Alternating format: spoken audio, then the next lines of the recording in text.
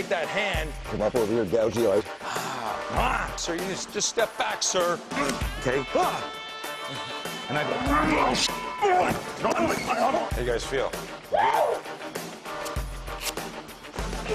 When I was 13 years old, my mother said, so have you thought about what you're going to be when you're older? And I said, I'm going to develop my own self-defense style like Bruce Lee. The central nervous system of every person's personal defense system should be based on the central nervous system. And we're the only system that's completely based on physiology.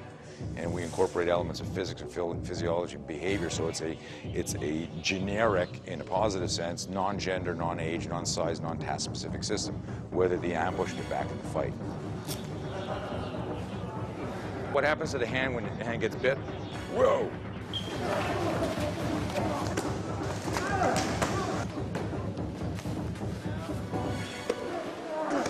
That was freaking awesome. Everyone move in here and check out this video. Pretend this is your sister. Pretend this is somebody you know right here.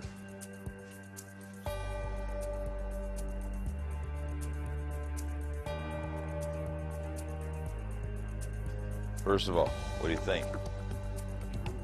Brutal, nasty. Remember we always talk about he's still wailing on her. She died, he was caught. Analyzed now as a warrior athlete. How skilled was this guy? He was horrible. Most of the time, the people that mess us up in the street, they suck. They don't know what they're doing, right?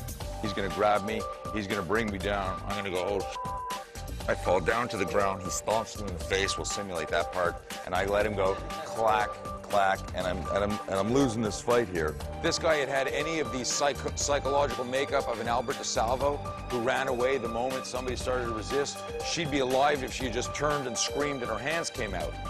Remember when the elevator door opened, what did he do? He jumped away from her and looked. So what do we know about his psychology? He didn't want to get caught. God forbid one of my students got jumped like this, they're gonna f that attacker up. Do you guys see that?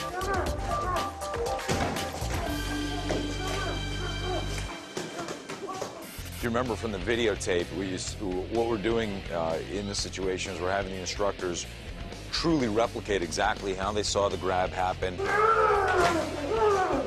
Nice break.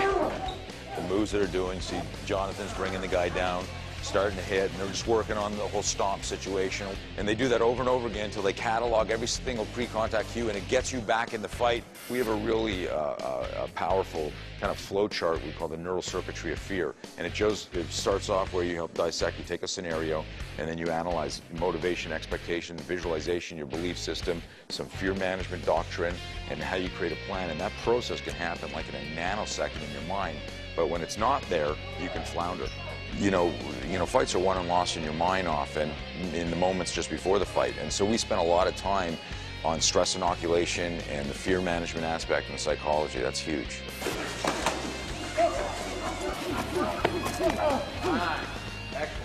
There's no feeling like getting feedback from somebody who said, hey, somebody tried to do this last night and I used this thing that I learned, whether it was an awareness concept or an actual physical tactic. And there is no dollar value to that. There's no, hey, you saved my life, or who knows where this would have gone if I hadn't gotten away. So,